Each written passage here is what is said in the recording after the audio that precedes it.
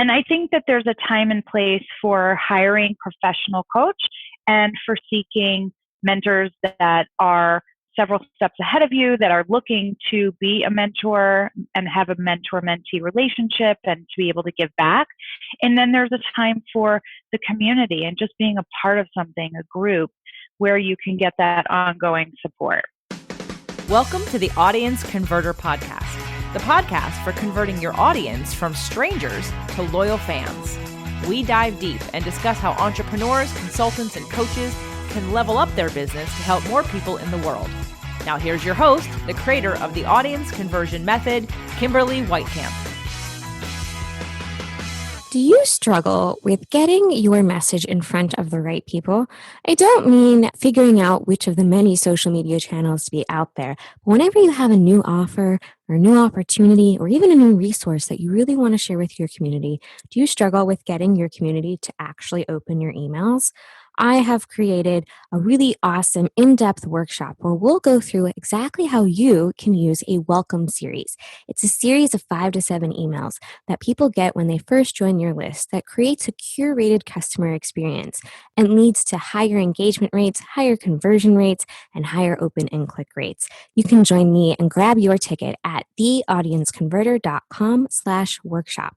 If you've ever wanted to create an engaged community that you know is going to be more eager to open your messages, learn about your offerings, and of course, expand the audience in which see your offer and have the opportunity to invest their time, energy, resources, and money with you, this is definitely an option for you to get those welcome series written. So this 3-hour workshop will be a get it done style, training, time to write, and time to get feedback. Grab your ticket at theaudienceconverter.com/workshop. We have another excellent episode in store for you ahead on this edition of the Audience Converter for Community Leaders podcast. I'm really excited. I got the opportunity to talk with a wonderful woman. Her name is Rachel Lubchansky, and she runs a fantastic, amazing community of entrepreneurial women.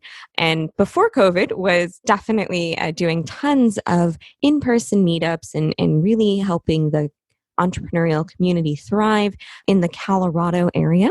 But, we had a fantastic conversation about not only community building and why it's such a great and powerful resource for you, for your business, and for the people that you help, but also in figuring out, how to invest in being a part of a community, which is a really important conversation for many people to have, because there are so many different communities out there you can join, but you have to join the right one, and you have to join the one where you can actually contribute and have the energy, time, and resources to contribute in the right way. So we talk about when to look for a mentor and when to look for community, how to become a part of the right community, and how much time to invest in being a part of a community so that your community is being a benefit to you and not being an additional drag on your time. So definitely, this is the episode to listen to for any and all community leaders out there, figuring out how to structure your community, how to make sure that your community is being a benefit to its members, and of course, how you can search out and find a community as well. So listen in. Welcome to another exciting episode of the Audience Converter podcast. I'm Kimberly Weitkamp, your host, conversion copywriter, and marketing strategist. Today, we're going to talk about how to grow and scale your business with the help of a community, which is something that a lot of us as entrepreneurs, we always think that we're going it alone, but really there's tons of us out there and we should all join together. And to help me do this, I have the amazing Rachel Lubchansky with me. She launched her first business back in 2004 in the fashion industry. Without a blueprint, she figured all of it out on her own with lots of trial and error, tons of research, and what seemed like endless hours of work, which to me it sounds a little bit exhausting. So when she launched Real Impact in 2016, she set out to help more people be able to launch and grow their entrepreneurial businesses without all of the trial and error and seemingly endless hours of work. She wanted to fuel her greatest passion of positively impacting others, do work that is deeply fulfilling, and of course, having a flexible schedule to have control over what she earns and have a positive impact on others. She helps people craft their dream lifestyle. And for her, that includes spending time with friends and family, hiking and biking. So Rachel, thank you so much for being with me here on the show and welcome. Thank you so much, Kimberly. I'm delighted to be here. Really excited to have you on. I know you run an entrepreneurial community for women and doing meetups and that kind of thing. So I'd love to know a little bit more about your journey and kind of how you got to be doing what you're doing. Thanks. So you mentioned that first business, and I learned during that time that I had to seek out my own mentors. I had to surround myself by other people who had walked in my shoes before me, who I could learn from. And without them, I think the journey would have been even more difficult. So fast forward to 2016 when I moved to Denver, Colorado, and started meeting a lot of people and trying to figure out what was next for myself. I knew I wanted to start another business, but I wasn't exactly sure what it was going to look like. And what I kept hearing from people was that they wanted that same freedom of time, space, the flexibility to be able to chart their own course, wear the many hats that we as women wear in our lives, and to intentionally challenge the status quo and really think about what it is that they wanted to be doing as far as work goes. And so I turned my experience from my first business into more of a systematic step-by-step process that could really support other women in launching and growing their own businesses. And through that, I was meeting so many great women. And I ultimately came to decide that as somebody who's really passionate about connecting other women to each other, I decided to host a women's entrepreneur conference in Denver. And that first conference in 2018 brought in 150 women, and thus the community was born. So they showed up and told me, they modeled, they showed that this is what they were looking for and what they were needing in their journey. That's such a key part to basically building anything that you're going to be doing, whether it's a business, a community, getting that feedback and gathering that information of, you have in your mind what you think people want to need, but then also having those conversations with people about what is it that they want to need. So I love that, you were meeting all these great people. So you wanted to create a place for them to get together. And from that, this community was born. Absolutely. And I continue to listen. I think that that's really key for any leader to have their ears to the ground and be hearing what the experiences are of our community members and continually adjust and modify the paths and bring in, the speakers that they're looking for and support them in the ways that they're asking for. So it's really been a pleasure and an honor to be able to help create space for these women to access each other and the resources and the learning, the growth opportunities that they need to really step into their full potential and build successful, sustainable businesses.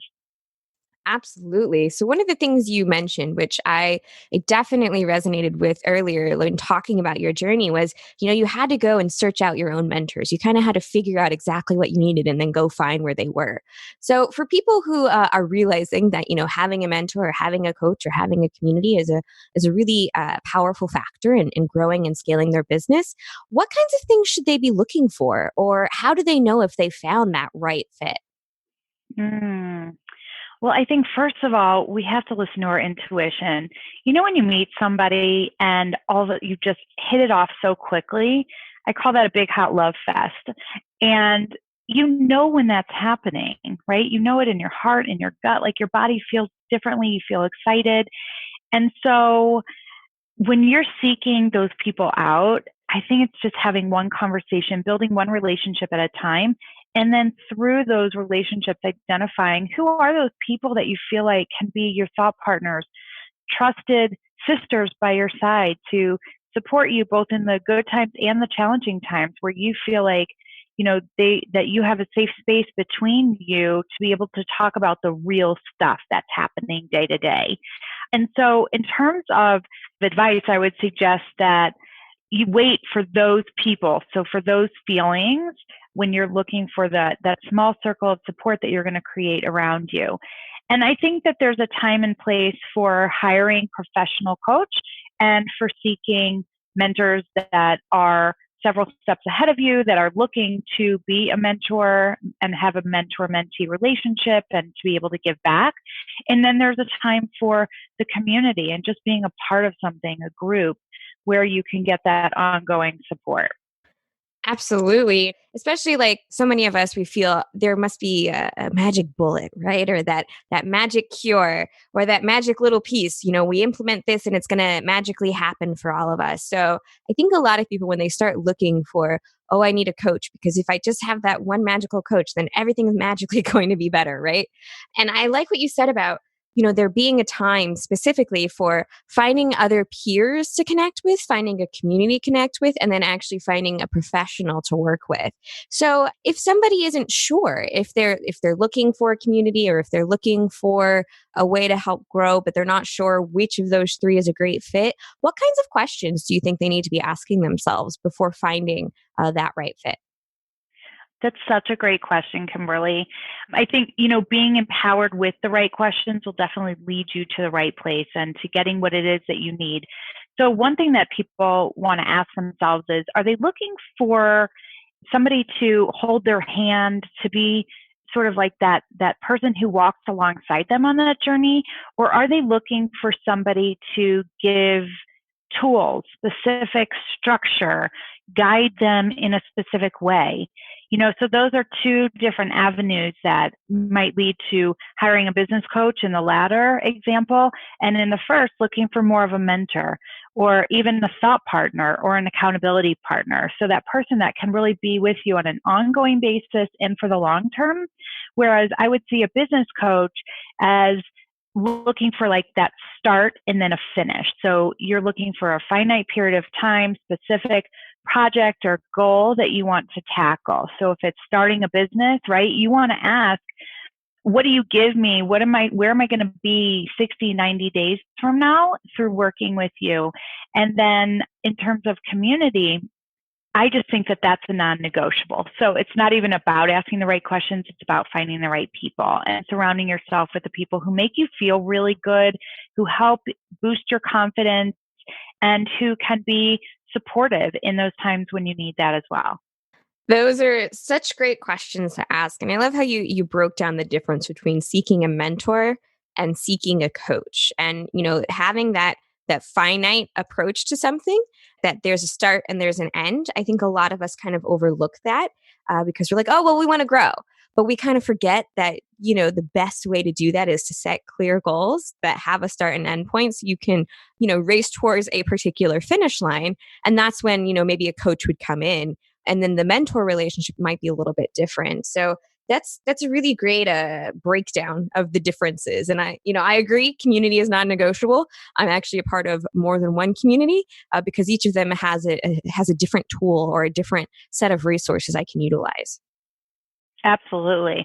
And I think that that's key too, is, people sometimes feel like I'm going to try and get everything in one place. And that's just not possible. I mean, if we think about the relationships in our lives, we don't get everything that we need and be in relationship with somebody in a way that we give of ourselves everything that we want to be able to give with just one person, right?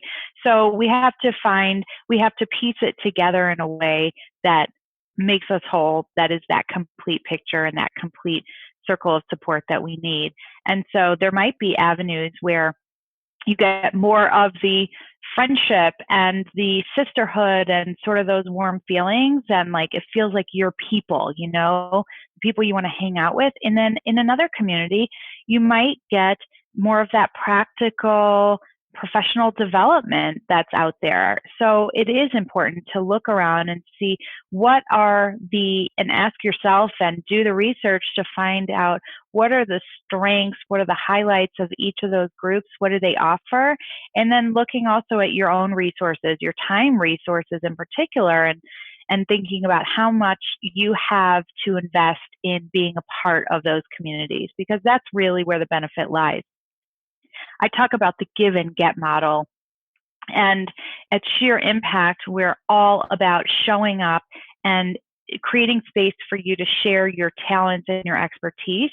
And that's the give. And then on the get side, asking for what you need, right? And so to find those places where you feel like you can be of value, of service, which really feeds into, I think, your own sense of fulfillment and purpose, while also having that safe space to get what it is that you need, to ask those hard questions, to talk honestly about where you're at in your journey, and to get the support you need to move forward. Definitely. I like that, the give and get model, because so many of us, we look at like finding a community and we think, oh, I'm going to get this resources and this resource and this resource and this resource and this resource. And we kind of forget that part of being a community is being a part of the community, is interacting, is speaking with people, is having that connection. And if all we look at is, oh, these are all of the resources I'm suddenly going to have access to, we kind of forget that there's somebody else in that community that needs what we have. And by us not participating, we're depriving somebody of getting that help that they're looking for. Absolutely. And nobody just wants to be a taker, right? It feels so good to be a giver.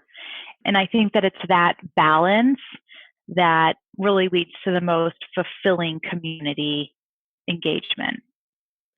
Definitely. So, talking about engagement in communities, you've got some people who engage the right amount, and then sometimes you're like, oh, it's this person again. So when talking about participating in a community, do you think there are particular rules or guidelines on how to be the best community member? Oh, that's another great question, Kimberly. Yeah, definitely. I mean, I think showing up, being consistent, and being aware of how much you're taking versus giving and trying to balance that out, I think that that's an important consideration. The second is to be a good listener, just to listen. I think that we have so much to learn by listening to the conversations around us, can really fully respond when we actively listen.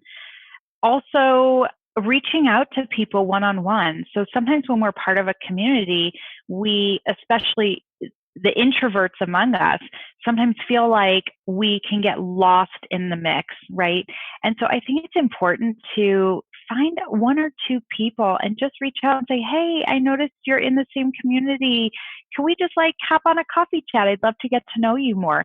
And that might be a safer place to maybe open up, share more, and see if that person may be a good fit for that ongoing thought partnership or accountability partnership. Yes, there is something to be said for that personal connection, especially since a lot of us feel, oh, well, if I reach out, then maybe that person's too busy, right? They already participate enough in the community. They don't need to hear from me. So kind of overcoming that thought process of, we're all in a group, but that's a group setting. And it's kind of hard to make those more personal connections in that group. But the group's a great place to find other people to make those personal connections. Absolutely. And that's where the magic lies, right? When you hop on a call and you find other commonalities that you didn't even know you had with somebody, and you start to go deeper and really build a more meaningful relationship. I mean, that's the richness in those communities, is when those smaller micro communities within start forming. Definitely, and it's one of those things, if you never reach out, you'll never know if is that general connection. I live in Missouri, which tends to not be a hub of entrepreneurial activity, or have a lot of people that necessarily leave. And reaching out to different people in communities that I have just joined recently and getting on calls with them, I actually found one person who was born in the city I live in, and another person who literally lives like 10 minutes away from me. And I would never interact with them because, going to different types of communities, we weren't in a community before, right? So you never know who you don't know until you actually start reaching out and talking to people. Oh, absolutely. And when you and I hopped on a call together for the first time, we realized I'm from St. Louis and you were in Missouri, and that was something that we didn't even know when we initially connected. So absolutely. Definitely. I've definitely expanded the number of people I at least know who can find Missouri on a map. Let's put it that way, because they have some kind of connection to it. So, we've talked so much about finding the right community and defining when you are looking for a mentor versus when you're looking for a coach. how listening and contributing to a community can really help. A lot of people, they're wanting, okay, well, communities are great, but how can it really truly help me grow my business? If you've got somebody who's like, yeah, maybe communities for me, maybe it's not, what would you tell them about why it's such a key part to growing? Well, again, it depends on what kind of a community that you're joining. But in the Sheer Impact community, we put a lot of emphasis on empowering people and creating the opportunities for people to learn very practical, actionable skills and strategies. And so all of our master classes they go deep, right? So we don't talk high level. We're going to actually show you how to do something so you can directly apply it to your business before you walk away that day.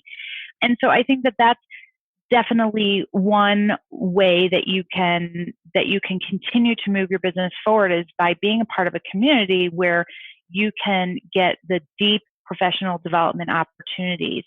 And the other way is through those one-on-one relationships that blossom. I've seen lots of collaborations form out of our network. I've seen referral partnerships form. And so you never know who you're going to meet. But when you're intentional about connecting with people one-on-one, learning more about them, finding where the two of you can intersect, then I think those opportunities reveal themselves. And thus, we each build our businesses that way, right? So whether it's that we are cross-referring business to one another or finding ways to collaborate, expand our voices, expand our reach, gain visibility, I mean, those are all great ways to build your business. Absolutely. And it's very true that when you're a part of a community and you reach out to those people, they're ready to have that conversation. They're in the right frame of mind to be reached out to, right? So many of us, we're not really huge fans of cold prospecting or sending out cold messages. But when you're in a community already, you have a connection point, and then you also have kind of that starting point and know that if you reach out to somebody as the connection point is your community, then, they're in that right place to be having the right kinds of conversations. They're open to the conversation. They're interested in that conversation.